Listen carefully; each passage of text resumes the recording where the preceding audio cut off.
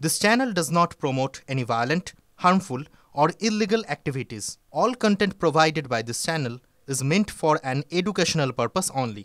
আচ্ছা, আফ্রিকার দেশ উগান্ডায় ভাইরাস মহিলাদের নাচাচ্ছে, আর আমাদের বাংলায় এখানে জঙ্গিরা নিরাপত্তারক্ষী বাহিনীগুলিকে নাকানি চৌবানি খাওয়ানোর ছক করছে।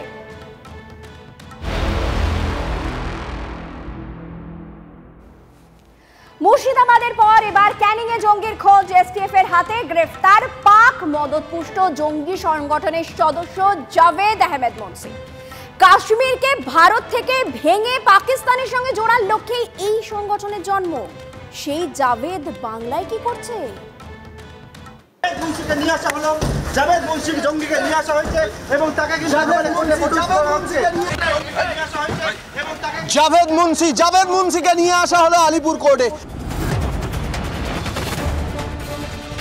বাংলায় আবারও জঙ্গির খোঁজ। এবার ক্যানিংয়ে আত্মীয়ের বাড়ি থেকে গ্রেফতার কাশ্মীরি জঙ্গি জাভেদ আহমেদ মুন্সি।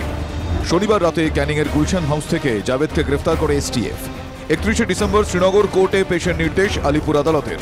জানা যাচ্ছে মানে বিচ্ছিন্নতাবাদী এই সমস্ত জিনিসগুলোকে প্রোপাগেট করার জন্য ওখানকার যে ইয়াং পিপল যারা আছে ওদেরকে মানে জয়েন করার জন্য ওই মুসলিম লীগে, আর ও হলো মোশাররফ আলম গ্রুপের একজন মেম্বার। জাভেদ কাশ্মীরের বাসিন্দা, নিষিদ্ধ জঙ্গি সংগঠন তেহরিক উল মুজাহিদিনের সদস্য। 19শে ডিসেম্বর ক্যানিংয়ে আসে শ্যালকের বাড়িতে থাকছিল। পরিযায়ী শ্রমিক গোলাম গানাইয়ের বোনকে বিয়ে করেছিল। আগে লস্করি তৈবার হয়ে কাজ করত জাভেদ। 2020 সালে এনআইএর একটি মামলায় খালাস হয়। তেহরিকুল মুজাহিদিন একেবারে পাক মদতপুষ্ট জঙ্গি সংগঠন। 1990 সালে কাশ্মীরি বিচ্ছিন্নতাবাদী নেতা ইউনুস খানের হাতে তৈরি এই জঙ্গি সংগঠন। মূল উদ্দেশ্য জম্মু কাশ্মীরকে পাকিস্তানের অংশ বানানো। পাক অধিকৃত কাশ্মীরের মুজাফফরবাদে জঙ্গিদের ট্রেনিং চলত। মূলত পাকিস্তানি জঙ্গিদের নিয়েই এই সংগঠন কাজ করে। কাশ্মীরি তরুণদের মগজ ধুলাই করেও জঙ্গি সংগঠনে নিয়োগ করে। লস্করি তৈবার সঙ্গে জোট বেঁধে বহু কার্যকলাপ। সংগঠনটিকে সাহায্য করে পাকিস্তান সরকার, আইএসআইও।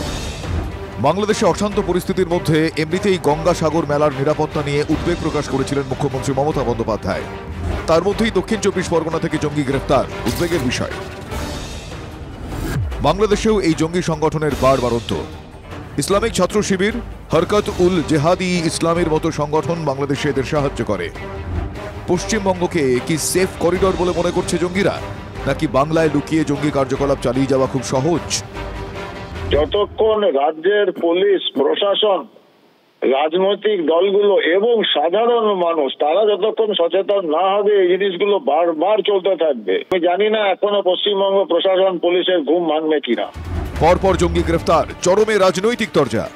যে রাজ্যে একজন মন্ত্রী এবং কলকাতার মতো শহরের মহানাগরিক বলেন যে আর কিছুদিন অপেক্ষা করলে ওনারা সংখ্যাগরিষ্ঠ হয়ে যাবেন, পুরনো যে বন্ধু সংগঠনগুলো সেই সংগঠনগুলোর সঙ্গেই যোগাযোগ বাড়ানো এবং তাদের সাহায্যে ভারতের বুকে আরেকটা বাংলাদেশ থেকে পাকিস্তান পর্যন্ত এবং কাশ্মীর পর্যন্ত একটি মসৃণ করিডোর তৈরি করার উদ্দেশ্যই ছিল জাভেদ আহমেদ মুন্সির, এমনটাই প্রাথমিকভাবে গোয়েন্দাদের দাবি। এত জনবহুল জায়গা, সেখানেও আমি অমুকের আত্মীয় তমুকের এই বলে কিছুদিন কাটিয়ে দেয়, সঙ্গে সঙ্গে আইডেন্টিফাই করা তো মুশকিল। বেসিক কোয়েশ্চেনটা হচ্ছে বিএসএফ কেন ফেল করছে? শুধু গঙ্গাসাগর নয়, গোটা রাজ্য নিয়েই দুশ্চিন্তা বাড়ছে। সিজার, অভিজ্ঞান ও সৌভিকের রিপোর্ট, TV9 বাংলা। এ তো গেল জঙ্গি কার্যকলাপ, এক দেশের অন্য দেশের ওপর হামলার ঘটনার। এবার একটু চোখ রাখি আমার আপনার পকেটের দিকে। আচ্ছা, আপনি কি ক্রেডিট কার্ডে কেনাকাটা করেন? ঠিক সময় বিল মেটান তো? ধার বাকি রাখার যদি অভ্যেস থাকে তাহলে কিন্তু বড় বিপদে পড়তে পারেন। কারণ এবার ডিউ ডেটের পরে ক্রেডিট কার্ডের টাকা না মেটালে ব্যাংক মোটা টাকার সুদ আপনার কাছ থেকে নেবে। সেটা কিন্তু 50%-এরও বেশি হারে হতে পারে। দেখুন বিশেষ প্রতিবেদন।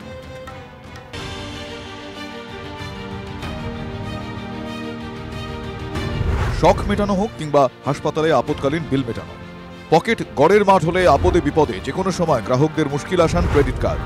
কিন্তু অনেকেই ক্রেডিট কার্ডে কেনাকাটা করে বিল মেটাতে ভুলে যান। এবার সেই অভ্যাস না বদলালে পকেটে বড় টান পড়তে চলেছে, কারণ মোটা টাকা সুদ গুনতে হবে গ্রাহককে। নেপথ্যে সুপ্রিম কোর্টের নয়া নির্দেশিকা, যেখানে বলা হয়েছে সুদের ওপরে কোনো ঊর্ধ্বসীমা আর থাকছে না। দেরিতে বিল মেটালে সেক্ষেত্রে ব্যাংক যেমন খুশি সুদ নিতে পারে। দেরি হলে বিলের ওপর বেশি সুদ বা জরিমানা আরোপ করতে পারবে ব্যাংক। 2008 সালে একাধিক এনজিও ক্রেতা সুরক্ষা কমিশনে নালিশ করে বলেছিল, ক্রেতারা ক্রেডিট কার্ডে বিল দিতে গিয়ে সর্বশান্ত হয়ে যাচ্ছেন। সেই সময় ক্রেডিট কার্ডের সুদের হার সর্বোচ্চ 30% বেঁধে দেয় ক্রেতা সুরক্ষা কমিশন। ফলে দেরিতে বিল মেটালে সর্বোচ্চ 30% সুদ আদায় করতে পারে ব্যাংক। ক্রেতা সুরক্ষা দপ্তরের সেই নির্দেশের বিরুদ্ধে দেশের সর্বোচ্চ আদালতে যায় একাধিক বেসরকারি ব্যাংক। তাদের পাল্টা যুক্তি ছিল, সুদের হারে আপার লিমিট থাকায় ব্যাংকের লাভে হাত পড়ছে, রিস্ক ক্যালকুলেশনে সমস্যা হচ্ছে, ফলে ঋণ দিতে গিয়ে ক্ষতির মুখে পড়তে হচ্ছে ব্যাংককে।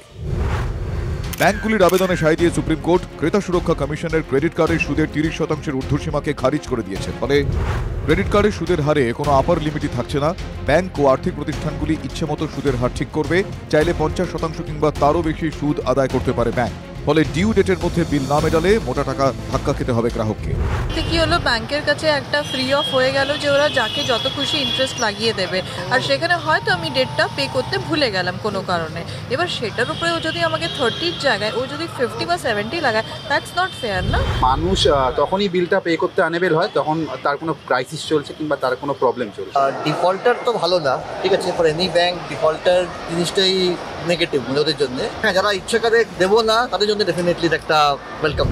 বিশেষজ্ঞরা বলছেন, শীর্ষ আদালতের এই রায়ের পর কিছুদিনের মধ্যে রিজার্ভ ব্যাংক নতুন নির্দেশ, গাইডলাইন বা পলিসি ডিসিশন আনতে পারে। তবে যাই হোক না কেন, আসল কথা হলো ক্রেডিট কার্ডের বিল মিটিয়ে না দিলে বড় রকম আক্কেল সেলামি দিতে হবে গ্রাহকদের। সেক্ষেত্রে ধারে কেনার অভ্যাস কমাতে পারলে সবচেয়ে ভালো।